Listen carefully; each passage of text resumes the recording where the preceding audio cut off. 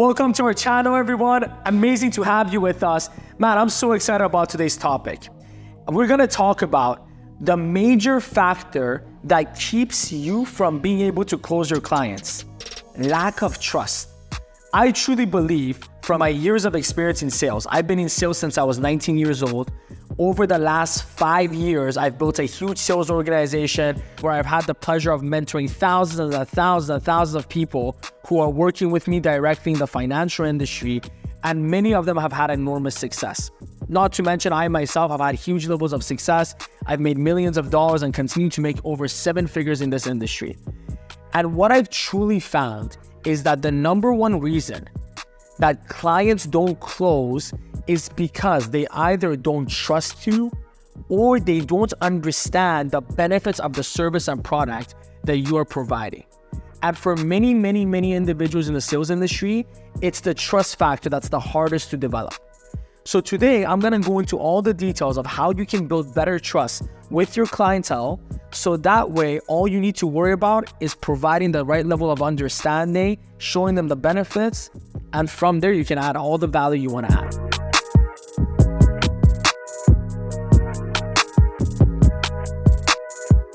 So let's get to it. There's 2 areas that you need to make sure you're building trust in when it comes to individuals. One is trusting you as a person. The other is trusting you as a professional. And these are actually 2 different areas, and both of them need to be met in order for you to actually be able to do business with that person.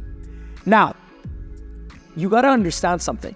If you've had a chance to build a friendship with someone over months or over years, building trust in you as a person is usually not that difficult. But when it comes to sales, you're only gonna be spending maybe a few hours with that person. You might only have an opportunity to spend a few meetings with that person. So we really have to understand how we can build that trust in that short period of time, which is what I'm gonna teach you today. So when it comes to building trust in you as a person, the most important factor is your character.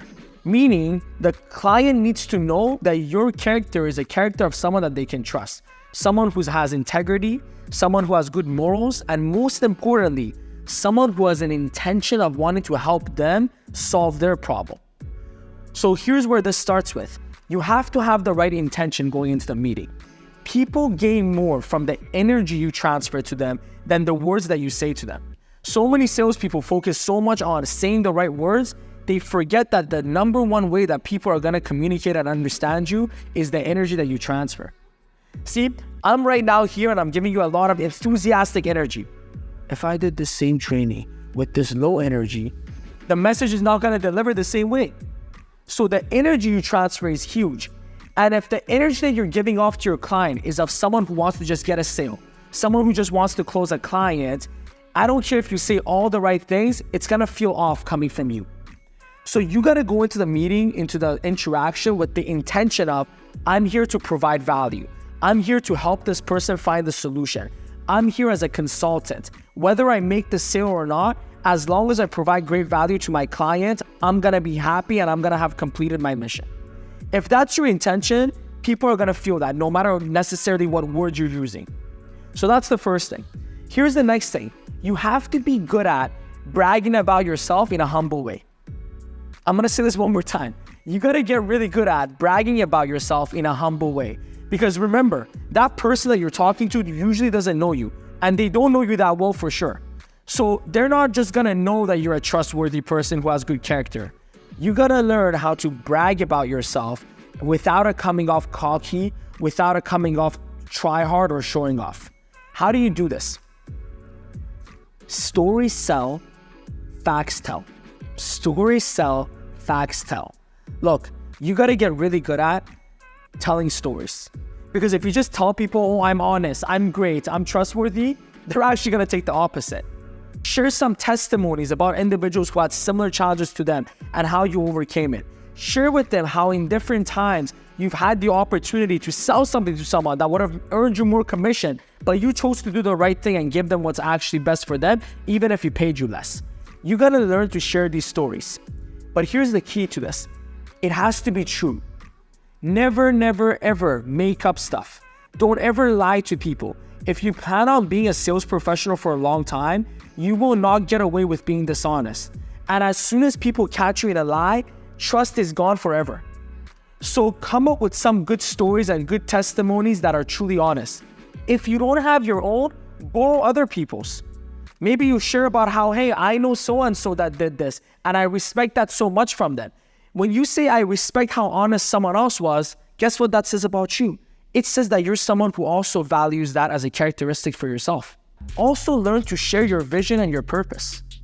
For example, I'm in the financial industry. I always make sure I tell my clients that, look, my number one passion, my number one purpose is that I want to educate all Canadians so that they can become more financially literate, so that they can have a better understanding of how to make better financial decisions, so individuals that maybe know more than them don't take advantage of that lack of knowledge. And that is honestly a vision of mine and a purpose of mine, and they can feel it when I say that to them. But when I share that, guess what that does? It creates more trust in my character because they go, wow, this guy's in it, not just for the money, he's in it to actually help people. Of course they know that I'm here to make money. Everyone wants to make money from what they do. That's a given. But they also want to know you actually want to help. They also want to know you want to give value. Here's another thing that you can do. Tell them about how you're here for the long term. Share with them. Be like, look, I had no problem you meeting with me and not wanting to do business with me. As long as you walk away from this meeting feeling like you gain value, I'm happy. Because I'm planning on doing this thing for a long time. And if I have happy clients, whether they decide to do business with me or not, I know that's going to create the word of mouth marketing that I need to build my business. These are just some things that can help you build trust when it comes to your character with individuals. Here's another one. You need to make sure you are relatable and likable. Look, when all is equal, people do business with people that they trust. However, people usually trust people that they relate to. People usually trust people that they kind of like. They don't have to love you. They don't have to be your best friend, but they need to feel a little bit of relatability. Now, here's the good news with this. This part isn't that hard. As long as you're a positive person, as long as you're giving off positive energy, most people are going to relate to you and like you. But there's a couple of things that you definitely shouldn't do. People make more mistakes on the things that they shouldn't do when it comes to this than necessarily not doing something extra. Here are some examples. Don't talk about sensitive topics. Don't talk about politics unless you know for sure they're on the same page as you when it comes to politics. Don't talk about religion unless you know for sure they're on the same page as you when it comes to religion. Yes, you want to have humor, you want to make jokes, but make sure you're making appropriate jokes. Here's another one that's really important about this. Don't tell people they're wrong. No one likes someone who says you're wrong. And many times your clients are going to say things that are misinformed. They're going to say things that is wrong. But there's a way of tact that you can let them know that doesn't come off aggressive and that doesn't make you dislikable to them. Let me give you an example. If a client tells me something that I know is incorrect, I'm not going to say, that's so wrong. What I'll say is, I totally understand why you might think that. I've thought that before. If I haven't, I say I know people who've thought of that before.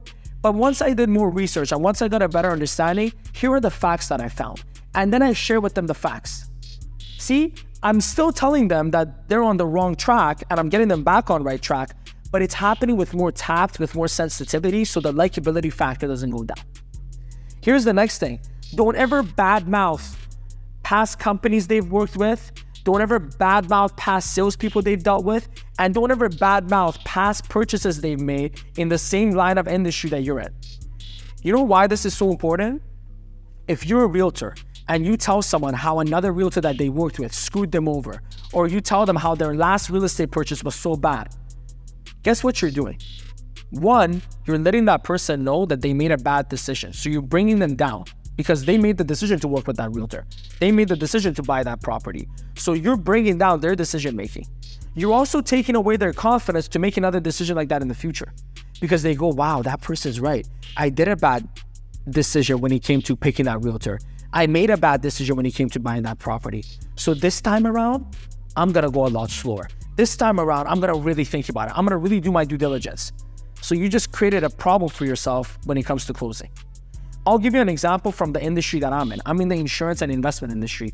Many times a client comes to me and the insurance policy that they have isn't the best one for them. I don't tell them, wow, this is a terrible decision you've made. You know what I do instead?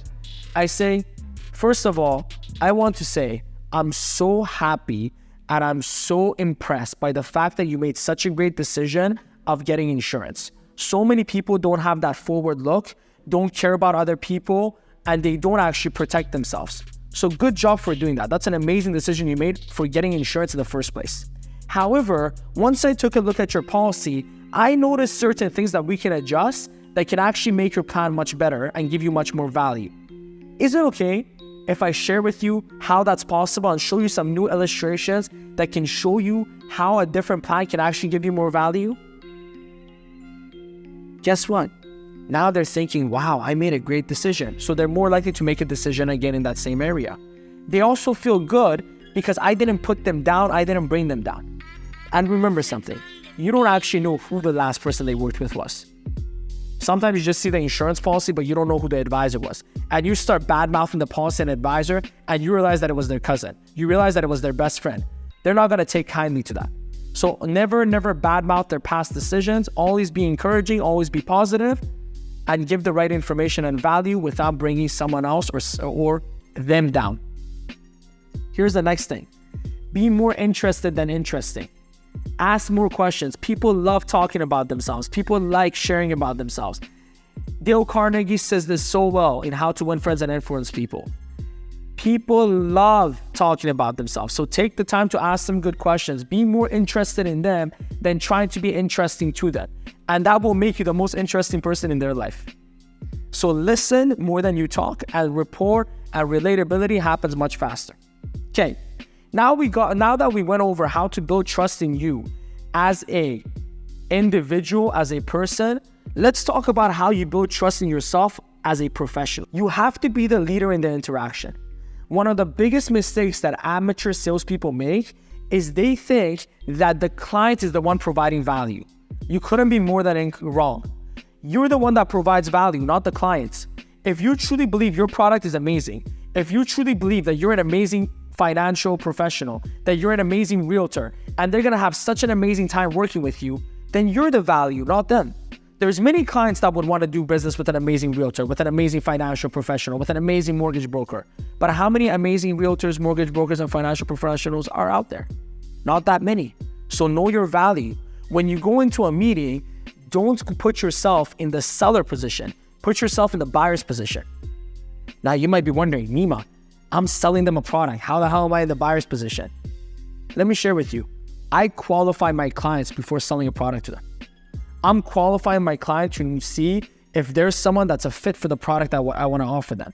I'm qualifying that client to see if it's someone that I want to work with. And I go into that meeting with that posture. And by the way, some of you are thinking, well, Nima, it's easy for you to do that now. You're making millions of dollars every year. I did this from the very beginning when I needed the money more than anything. There was many times where I needed to make that sale to pay the bills, but I still went into that meeting thinking, look, even if this doesn't close, I'm okay with it. I'm here to provide value. I'm here to show my high level of professionalism. If the client wants to do business with me and I want to do business with them, we'll do business together. And when you go into the meeting with that frame of mind, you can actually be the leader in the interaction. Remember something, if you are an expert at what you do, they're coming to you so they can be led to the right decision. You can't lead someone to the right decision if you're the follower. And if you act like a salesperson, if you're like, I really need this client, then you're the follower. But if you're in a position where you're like, look, whether this person becomes a client or not, I have an abundance mindset. I know there's thousands and thousands of people that want to work with me. So I'm going to go there, have the right posture, show myself as a professional.